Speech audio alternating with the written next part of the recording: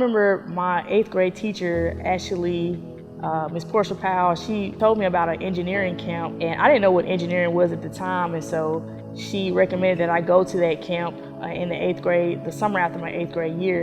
And I remember going, and it changed my life forever. So when I actually got my PhD in computer engineering from Georgia Tech, I worked a lot on AI in music and speech and image signals.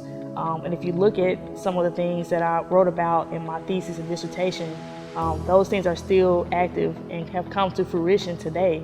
AI has taken over a lot of things that we do, and hopefully for the good.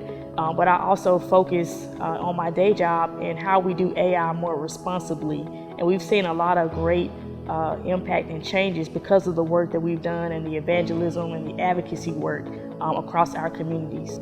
Being a woman in tech and also a Black woman in tech, it is, it definitely has its challenges. I actually remember even before George Floyd's murder, it was extremely difficult being in the corporate tech space, even the startup tech space. It's like you have to constantly show and prove, regardless of your track record, or regardless of your degrees or your, the things that you've accomplished. And that could be very taxing and exhausting. When I started the Beam Path back in 2018, I knew that people in Jackson and Mississippi needed to have more exposure to technology and how it could afford them a better, opportunity in their everyday lives.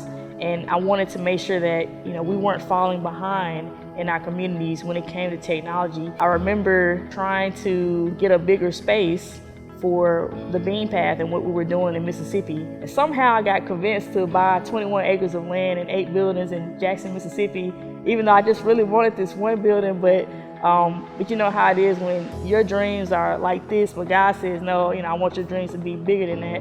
And so I tried to be obedient. And so it's just kind of funny how I never set out to do this, but here I am.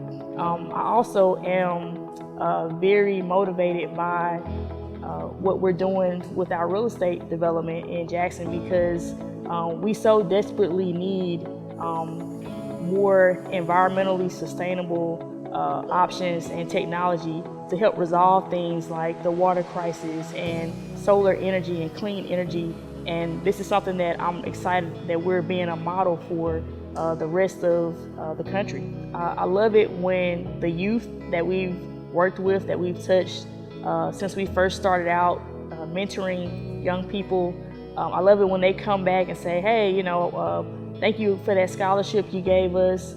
I'm now working at a top Fortune 500 company, or I'm now leading teams in my community, or I now was able to get that job that I always dreamed of.